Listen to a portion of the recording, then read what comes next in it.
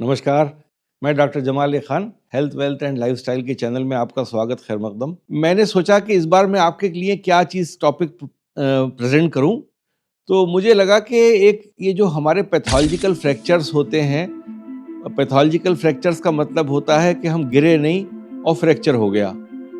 थोड़ा-सा हाथ मुड़ा तो फ्रैक्चर हो गया, या ये कि लेटे हुए सो रहे थे और उसी में हो गया फ्रैक्चर, इसे पैथोलॉजिकल फ्रैक्चर बोलते हैं। तो पैथोलॉजिकल फ्रैक्चर जो होता है उसका कारण ये होता है कि बोन बहुत कमज़ोर हो गई एक पर्टिकुलर जगह से, हड्डी के अंदर इतनी ज़्यादा मुलायमत आ गई, कमज़ोरी आ गई, और जो आपको पता भी नहीं चला उसके बारे में। और वो यूजुअली पैथोलॉजिकल फ्रैक्चर कैंसर से रिलेटेड होते हैं। कैंसर होता है और कभी कभी वो कैंसर हड्डियों में जाता है, ख़ास तौर से मेल्स में जो प्रोस्टेट का कैंसर होता है वो कभी कभी प्रोस्टेट में साइलेंट रहता है और हड्डी में चला जाता है, और लॉन्ग बोन्स में जाता है पैर की, या पेल्विक एरिया में जाता है जो कूल्हे की हड्डी बोलते हैं, रीढ़ की हड्डी में भी जाता है, और कभी कभी हंसली में चला जाता है ऊपर, और वहाँ पर वो हड्डी को मुलायम करता है, कैल्शियम ख़त्म कर देता है वहाँ की, और हड्डी सॉफ्ट होकर टूट जाती है। और तब मालूम होता है कि हड्डी टूट गई, पेन शुरू हो गया होना।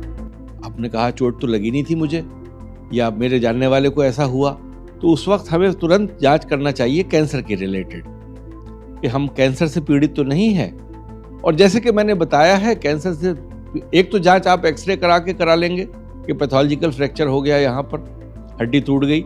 उसमें एक्सरे जो होते हैं दो प्रकार के होते हैं, एक हम बोलते हैं एपी, एंटीरियर पोस्टीरियर, और एक बोलते हैं लेटरल, एलएटी लेटरल। तो दो है, जैसे मेरी उंगली है, एक एक्सरे सीधा लाइट गई यूं किया, एक एक्सरे इधर से किया, तो उससे मालूम हो जाएगा कि पैथोलॉजिकल फ्रैक्चर कहाँ पर है, क्या है।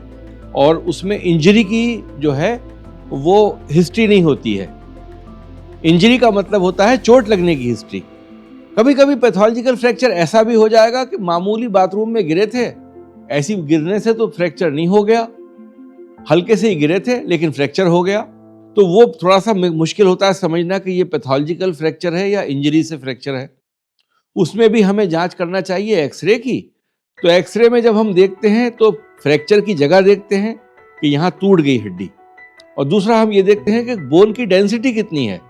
बोन की डेंसिटी का मतलब मैं आपको परिभाषा समझाऊं कि जब हम हड्डी का एक्सरे देखेंगे, आपके पास घर में भी पड़े होंगे एक्सरे, आज उठाकर देखिएगा जो आपके घरों में किसी का एक्सरे हुआ हो, पड़ा हो, तो उसमें ये जो आप फोटो देख रहे हैं, जो हम स्क्रीन पे आपको दिखा रहे हैं, ये एक्सरे है।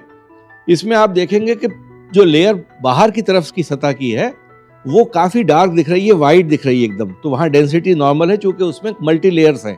और बीच में लग रहा है कि इमेज हल्की हो गई, बिल्कुल सॉफ्ट हो गई, तो वो बोन डेंसिटी बता रही है कि शायद बोन डेंसिटी मेरी बहुत कम है।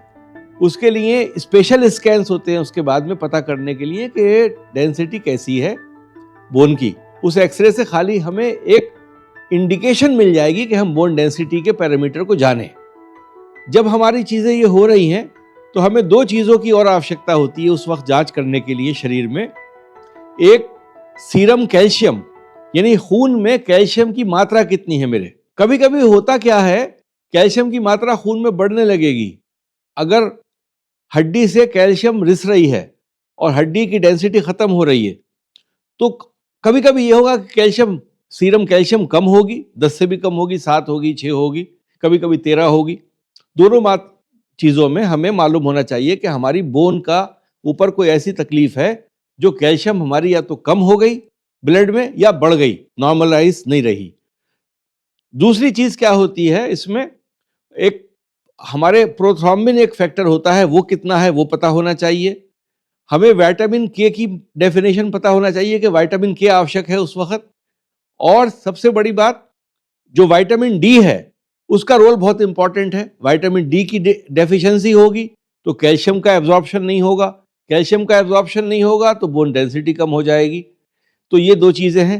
जो नॉर्मल फ्रैक्चर होता है जिसमें हम गिरे, चोट लगी और फ्रैक्चर हो गया, उसे हम फ्रैक्चर बोलते हैं, पैथोलॉजिकल फ्रैक्चर नहीं बोलते। उसको हम बोलते हैं फ्रैक्चर हुआ है, हड्डी में फ्रैक्चर हुआ है। जहां हम लफ्ज कहते हैं पैथोलॉजिकल फ्रैक्चर हुआ है, मतलब यह कि इंजरी से नहीं हुआ है, चोट से नहीं हुआ है, कोई अंदर ऐसी शरीर में बीमारी फैल रही है जिससे वो फ्रैक्चर हुआ है। तो ये परिभाषाएं दो अलग अलग हैं। जब डॉक्टर लिखता है आपके फ्रैक्चर के बारे में तो आपको पूछना है कि कौन सा फ्रैक्चर है साहब, ये इंजरी से हुआ है या ये है। और जब हमें शक हो कि हमें कोई ये मूजी बीमारी, खतरनाक बीमारी, कैंसर से तो हम पीड़ित नहीं है, तो हमें अपनी जांच में पेट सीटी स्कैन कराना चाहिए। मैंने हमेशा बताया है, पेट सीटी स्कैन तो खाली होता है, जो मशीनें सभी शहरों में लगी हुई हैं उनमें सीटी स्कैन बोलते हैं उनको। लेकिन स्पेशल मशीन होती है, स्पेशल डाई डाली जाती है शरीर में, जो डाई कंसंट्रेट होती है ग्लूकोज का। आपने सुना होगा, मैंने हमेशा पहले भी वीडियोस में बताया है कि ग्लूकोज का जो एब्जॉर्प्शन होता है वो कैंसर में ज्यादा होता है, क्योंकि कैंसर के सेल पनपते ज्यादा हैं, उनको ग्लूकोज की मात्रा ज्यादा चाहिए होती है पनपने के लिए, तो वो ग्लूकोज कंज्यूम ज्यादा करेंगे। तो ऐसी डाई डाली जाती है जो ग्लूकोज लेबल्ड होती है, डाई कलर दे देगी, और जब वो डाई इकट्ठी होगी इसका मतलब वहां ग्लूकोज ज्यादा इकट्ठा हो रहा है।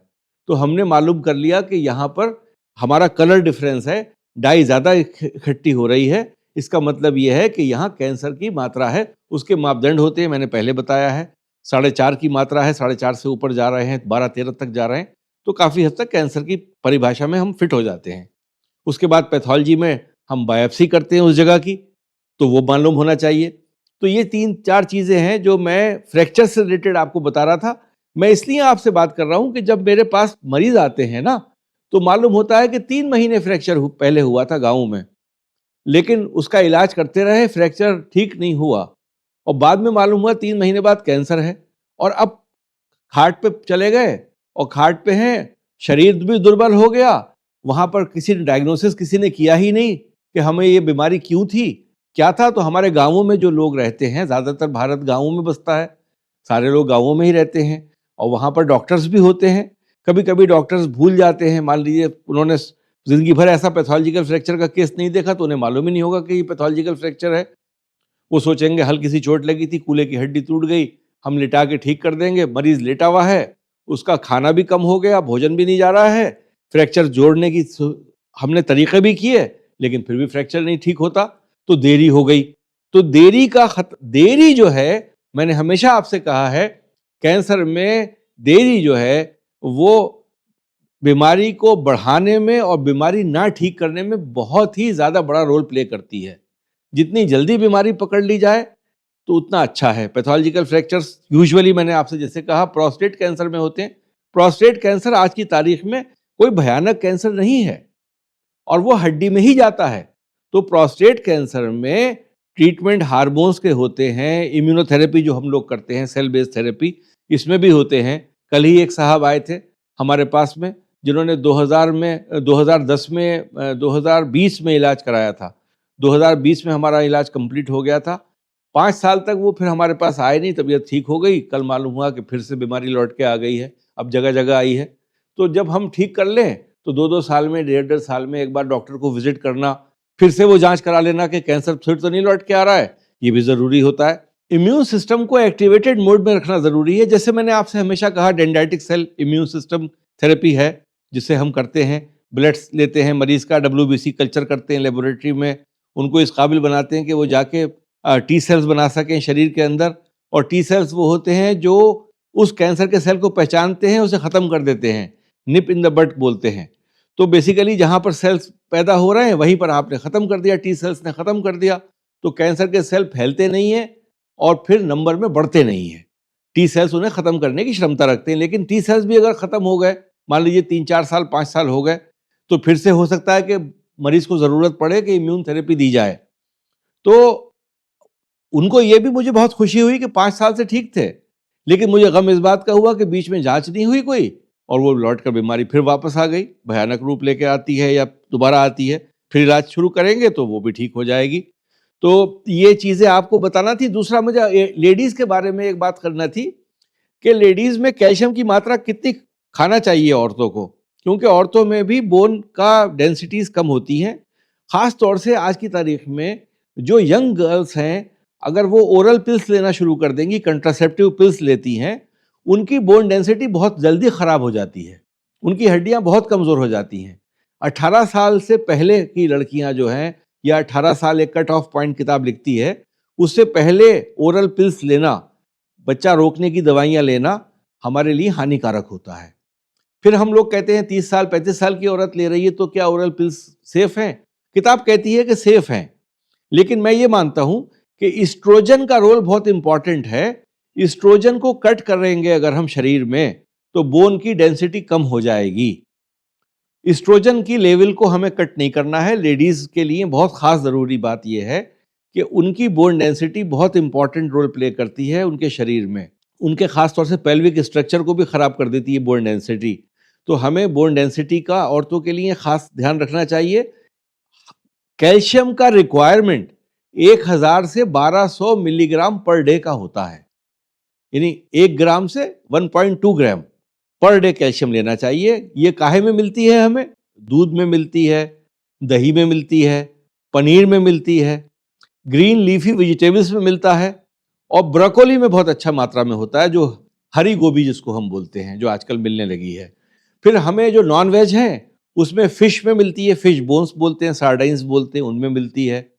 तो ये नियमित रूप से, लेकिन इसके साथ में हमें ये जरूरी मालूम होना चाहिए कि कैल्शियम का एब्जॉर्प्शन हमेशा तभी होगा जब विटामिन डी की डेफिशिएंसी नहीं होगी। तो विटामिन डी और कैल्शियम दोनों चीजें हमारे लिए जरूरी हैं शरीर में।